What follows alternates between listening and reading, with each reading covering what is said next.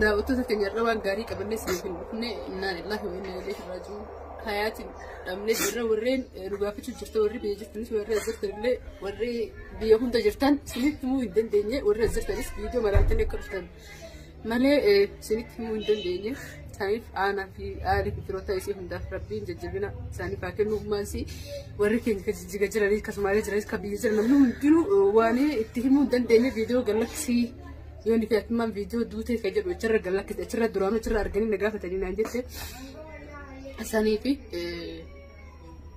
كرا ورا أدرى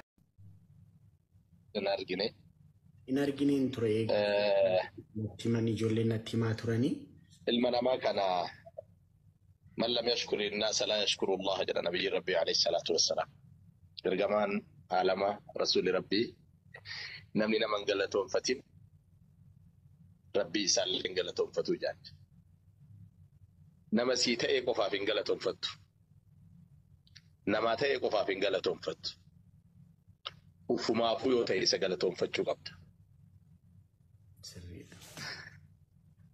حواسا وفيتي اللي وتأي أكا حواسا اللي قلتهم فتو قبطا وقاتوكو في جياتوكو غي تيك توكي كان الرهجر فيه هدو يجو اللي أرجي أنا ما ربسيتو تاكوتو أنا ما قود تحاسا بدا حصفت نجا كيساني مجارا موسى فريدا كم نجا أقل تربي أكم جرتوسي الحمد لله جرتا كم نجا أقل تربي نجا ويا لما ما نكيدو فين قلت جينا نارجيني إنارجيني إنتري تيماني جولينا Egaa har'a viidiyoon ani qabadde isinii dhufee akkuma beekamu waa'ee artistii Haacaaluu Hundeessaa. Artistii Haacaaluu Hundeessaa yaadannoo isaa haala bareedaadhaan gaggeeffamaa jira. Sooshaal miidiyaa irratti gama hundaanuyyuu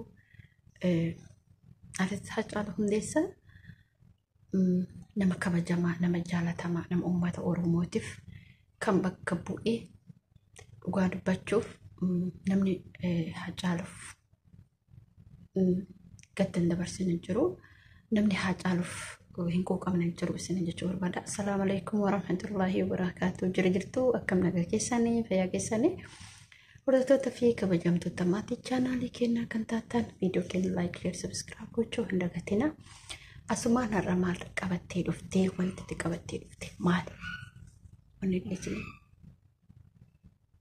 قبتي دفتي أكون بيكب واي artist Haacaaluu Hundeessaa artist Haacaaluu Hundeessaa maal hojjete maaliin darbe seenaan isaa maali kan jedhamu ta'e namni hin beekne jiru wanni Haacaaluun hojjete hadhamoo namoonni miidiyaa irraa socho'aa jiran gamoota hundumaanuyyuu kuni taateen kun maaliif akkas ta'e jireenya kee keessatti ati waan tokko yoo hojjettee darbite seenaa qabdu haceen waaf duubatti gatee du'e tokko wanneef duubatti inni gatee du'e hojii isaati lamaffaa nama akka isaa bakka buufatee kan du'e haceen haadha manaa isaati haadha manaa isatti ijoollee isaati haati mana Haacaaluu akkuma Haacaaluuti gootitti dubartii jabduu dubartii fakkeenya namaa taatu maaliif ree wanni inni hojjete san hin dhaabne itti fufaa jirti. Kuni barumsa guddaa namaa ta'a. Maaliif waa hedduu irraa baranna. Keessatti dubartoonni jechuudha. Jaalala barachuudha. Namni nama tokko jaalate gaafa inni darbes seenaa isaa san akkasumatti hin dagatu.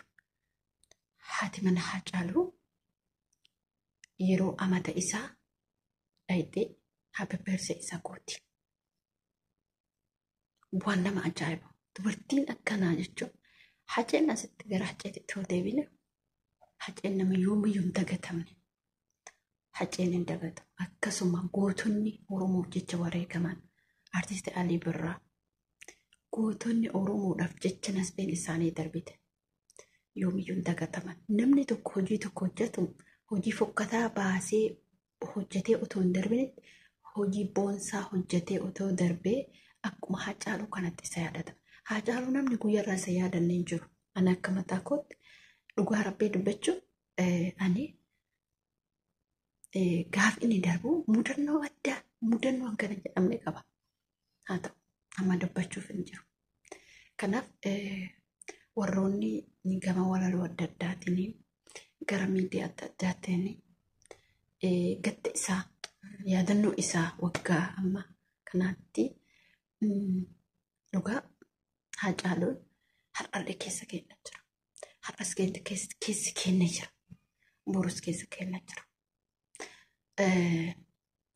Gaafa lola dubbii dhiyoo tanaati irratti namoonni akka fudhatan shawaa qofa fudhatu.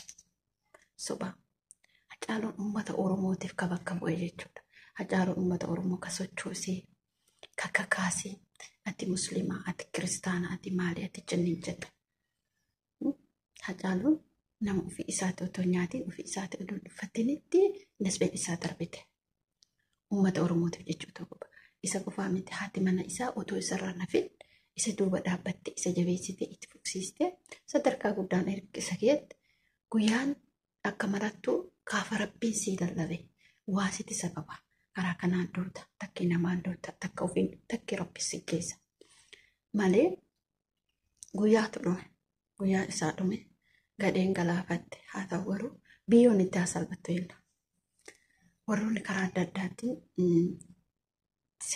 waa'ee Haacaaluu sababeef yaadannoo isaa godhataa lafa jala bilchaataa yaadannoo isaa maal bakka hin jiraa miti. Dhugaa iddoo alfaatan uummanni Oromoo kun mataa onnuu qabaa jira.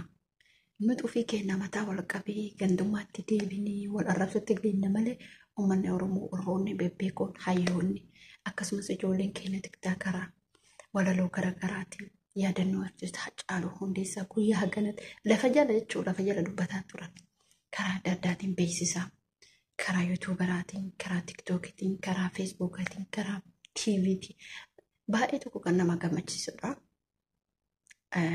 Wallamaan nama gammachiisu ani gama goote baay'ee gammadee maaliif kan darbee jira biyyeen itti hasalphattu hacee akkasuma artistoota keenya waloota rabbuun darban biyyoon itti hasalphattu كمسلمة ربي إن شاء الله تفردوس الإنسان هاجم مجلسو قوزيج كنا علي برالي أكسوما هنقفني أرومو artistiin Oromoo hayyuun Oromoo beekan Oromoo Rabbiin jannata firdoosanis haa gammachiisu jenna. Maaliif yoo jettan obboleen kiyya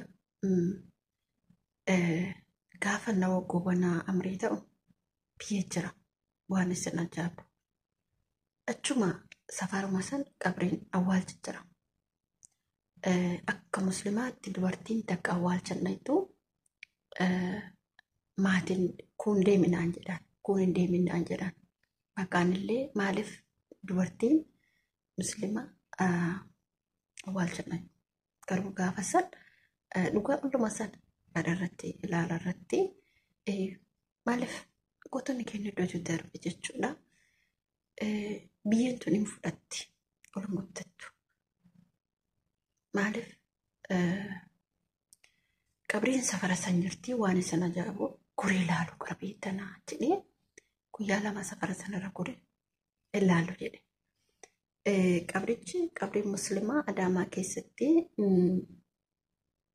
qabrii muslimaa takka jechuun bakka qarbii kiristaanaa san bakka hin jirtu.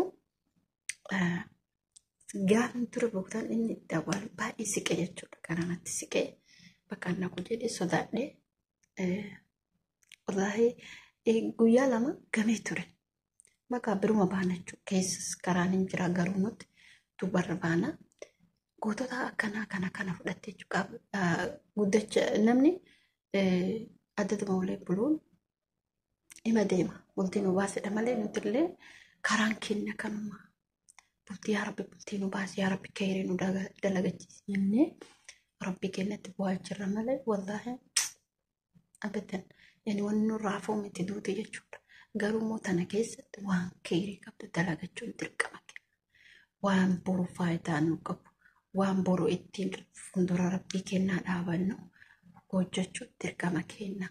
Ati weellistee weellisa san duuba keetiitti hambisoo ta'uutiin ati warroonni muslimaa diinii rabbii keetii anumma fakkeenya kiyya isa salaatu malee isa qaraatii san baay'ee tokko irraa fagoo jira jechuudha. Maaliif wallaahi in ulfaata yoo isin hin baay'ee ulfaata. Alhamdulillah rabbil aalamiin hundumaafuyyuu rabbiin waan hunda keessatti obsa sabrii nu haa kennu. Gaaf obsa qabaanne gaaf sabrii qabaanne waan hunda keessa ni darbaa naa jechuudha. Kanaaf hacee biyyoon itti haasawattu maatii isaa, firoottan isaa, hiriyoottan isaa, aartistoota keenya immoo amma lafaa dhufaa jiran rabbiin nu jabeessee gara aartistii irra kan jiran rabbiin haa jabeessu jenna. Kan ijoolleen keenya itti nu boonsitanii sagantaa hacee qopheessuu keessan irratti guddaa galatoomaa. Thank you so much all of Oromiyaa. Baay'ee isin galatoofannaa, baay'ee isin jaalannaa, fakkeenya nu taatanii lafaa dhufaa keenyaaf nuufis fakkeenya guddaa nu taatanii isin jechuu barbaada. Walirraa barata, walirraa baradhaa, walirraa maal jedha yeroo walirraa baranne nuti bakka tokko geenna gantummaa keessaa baane. Kanaaf viidiyoo kiyya kana asumaan goolabaa hanga viidiyoo biraatiin walitti deebinutti laayikii gochuu, sheer gochuu, koomentii barreessuu hin dagatinaa. Akkaalidhaan tiyyaa inshaallah waluma bira jirra abdii rabbii. Inshaallah rabbi waan hundaa nu haa laaffisu, rabbi yaada muraata kenna nu haa guutu. Bakka kanuma kadhannaa rabbii keenya wanni biraa wanni kadhannu jiru rabbi fayyaa nu haa kennu, imaanaa nu haa kennu, diinii keenya irratti nu haa jabeessu. Isin jechuu barbaada. Assalamu alaikum warahmatullahi wabarakatuh. Isin jedha. Turtii gaarii yaadannoo hacee akkuma itti fufetti jira. Kanaaf warroonni yaada qabaattan, warroonni yaada qabaattan yaada keessan barreessaa, keessa qabaattan keessa qabaattan barreessaa. Assalamu alaikum warahmatullahi wabarakatuh. Bye bye.